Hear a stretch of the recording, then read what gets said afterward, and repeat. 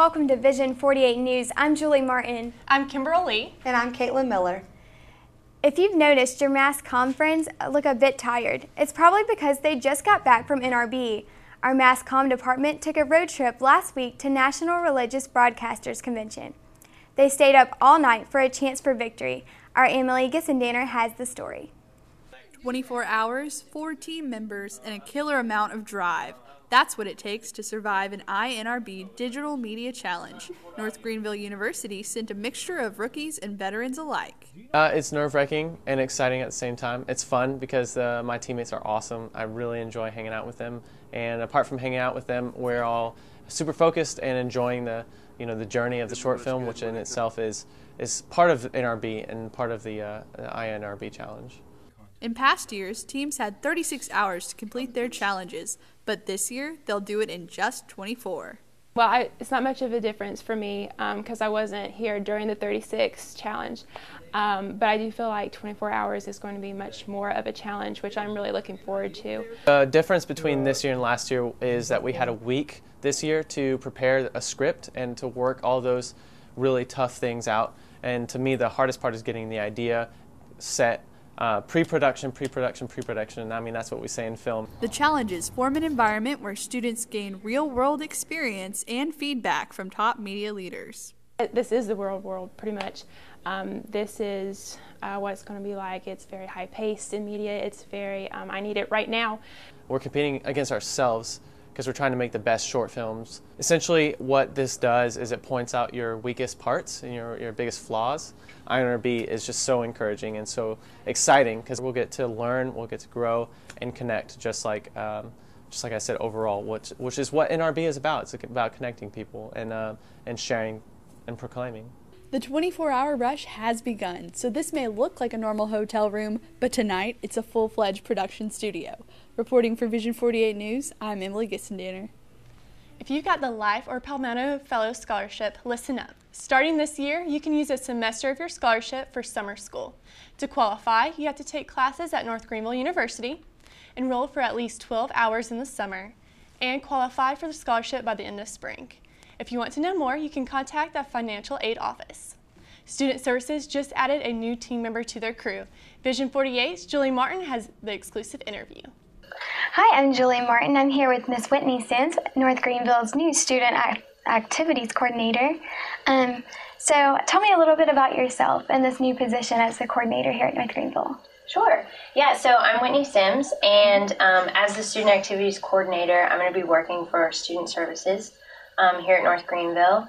And our office's main focus is really just a retention for students. So we just want to offer activities and events that help students get connected here on campus, and just ways for folks to meet new people, and just establish just some fun things for students to do in their extracurricular time. Okay, what are some fun things that you'd like to see in the activities here at North Greenville in the near future? So we'll have things, the big events that always happen, like homecoming, things like that, this coming fall. And this spring we'll have Spring Fling Week. That's going to be a big event for us. So we want to just make a full week of activities for students to come to that really help them get outdoors for the springtime. And, we just want to do things throughout the month of February, like Valentine's Week, which is going on right now. And in March that just helps students connect to, what's going on outside of campus too, like March Madness, things like that. And we really want to offer just more activities, a broader variety of things than what's been done in the past. Thank you so much for your time and for being able to talk with us today. We really appreciate it. Well, thank you guys. Thank you. Nice to meet you. Nice to meet you too. Sometimes it's the little things that make the biggest difference. Our social media team asked some of you how you've been blessed with a random act of kindness. A random act of kindness is when you or someone does something kind towards someone, be outside their comfort zone, something they don't do very regularly. Giving a hobo a hug. Like if you just see somebody around campus or something that you feel like you can make their day better by giving them a compliment or holding the door or something like that. One time I didn't have enough money for the cafe because I'm a commuter, and someone used their card and their points for me. It was at Waffle House. It was about 2 in the morning. I went and I went with some friends. I got blueberry waffle and chocolate milk because I had like no money. And these people came to us when we were finishing our meal and said, "We just paid for your meal." There was a man like a couple blocks down the road from where we're doing the homeless shelter at, and didn't have food and was holding up a sign. And we thought that the best thing we could do was, run to the local fast food restaurant and get him something to eat. And we just did that. I was out at Cookout, and there's a homeless man out there, and me and some friends bought him and another homeless man a meal and spent some time talking with them. It's actually kind of a thing I've been working on or thinking about, because I'll see somebody, I don't know, and I'm like, oh, they look great today or something, but I'll just keep it in my head. So I'm like, I need to start actually saying that to people, because they might be having a bad day and it could lift them up a lot. Get your swimsuit floaties ready for a long wet ride down the street. Slide the City will be coming to the Greenville-Spartanburg area April 25th. The water slide is 1,000 feet long. That's the total of 3 football fields. The slide will take riders down West Broad Street. You're invited to bring your floaties, family, and friends for this fun and wet ride. We've got more news, weather, and sports coming up next. We'll be right back after this. Buenas tardes, I'm Professora Hurd, and I'm here to tell you about an amazing opportunity for a mission trip this summer. The trip is to Antigua de Guatemala, where we will spend 5 weeks living with the local families. We will also study Spanish every day with one-on-one teachers, and we will do mission work in the afternoons and weekends as we go around the city.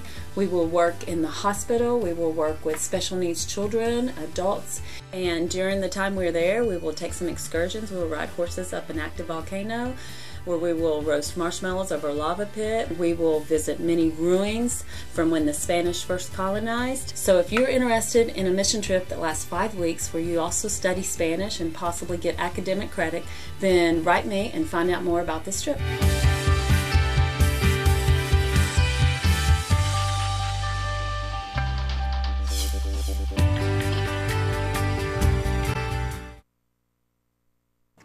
Hello North Greenville, I'm Caitlin Miller, and today we'll take a look at the NGU housing policy.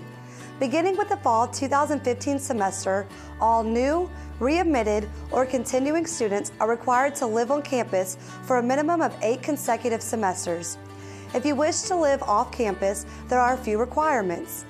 Students who have completed 8 consecutive semesters, or any student over the age of 23, may live off campus. Students who are married are not allowed to live on campus. Students who live with immediate family members may commute to NGU from the following counties only: in South Carolina, Anderson, Greenville, Lawrence, Pickens, and Spartanburg. In North Carolina, Henderson and Polk.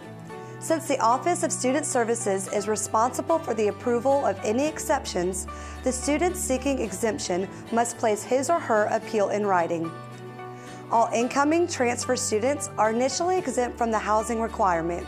However, if a transfer student initially resides on campus, they must reside on campus until the completion of 8 semesters. All international students must live in the university's residential housing system. The only exemptions are international students living at home with parents or living with a spouse. No students may reside within 5 miles of the university unless living at home with a legal parent or guardian. If you have any questions, contact the Office of Student Services at 864-977-7121.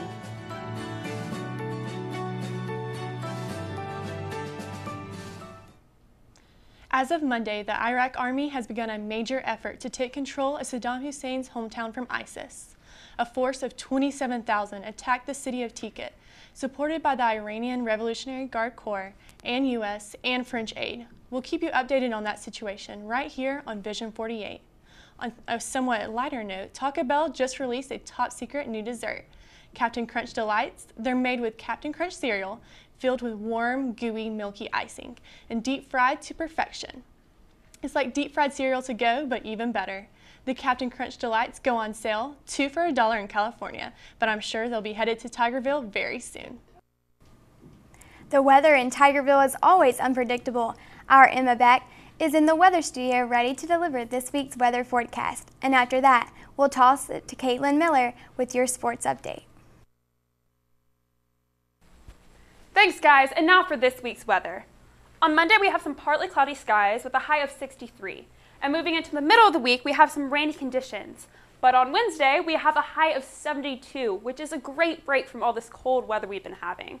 But unfortunately, we still have some rainy showers, so you still gotta have an umbrella when you go outside, but at least it'll be warmer. On Thursday, it starts to get a bit cooler again, but on Friday, we have some sunny skies, which will hopefully be a great start to your spring break. Enjoy your spring break, guys, and I'll see you when you get back. On Tuesday, February 24th, the North Greenville women's basketball team played the Southern Wesleyan Warriors at home. The Lady Crusaders held the Warriors to just 25.9% from the field and won the game 65-42. Erica Cobb led the way with 12 points. Then the men's basketball team played Southern Wesleyan in front of a packed house. The Crusaders won the high-scoring game 91-82. Spencer Reeves led in points with 26. On Saturday, February 28th, the women's basketball team competed in the Conference Carolina quarterfinals in Belmont, North Carolina, against the Belmont Abbey Crusaders. After being behind for the majority of the game, North Greenville closed the gap in the second half, but fell just short, losing their final game of the season, 82-79. The men played their Conference Carolina quarterfinal here in Tigerville against the Barton Bulldogs. A 25-point performance from Spencer Reeves led the Crusaders to a 77-64 victory over the Bulldogs. With the victory, the Crusaders have advanced to the Conference Carolina semifinals and will play the King Tornado in Mount Olive, North Carolina on Saturday, March 7th. The North Greenville baseball team had a busy week. They played a doubleheader on Wednesday against the Lincoln Memorial Rail Splitters. The Crusaders struggled to score runs, losing the first game 2-0 and the second game 10-1. Fortunately, North Greenville was able to turn things around and completed a weekend 3-game sweep against the Emmanuel Lions. Their next game will be played Tuesday, March 3rd against the Georgia College and State University Bobcats. And finally, North Greenville men's volleyball team played 2 games at Hayes Gymnasium to close out the week. On Friday, the Crusaders beat the Mount Olive Trojan 3-2. Then on Saturday, they lost to the Barton Bulldogs 3-0. Their next match is scheduled for Wednesday, March 4th against the Lees McRae Bobcats. Thanks for joining us on Vision 48 News. Tune in after spring break, Monday, live at 5. If you can't wait that long, check us out on Facebook and Twitter for your latest news. I'm Julie Martin. I'm Kimbrell. And I'm Caitlin Miller. Enjoy your last week before spring break.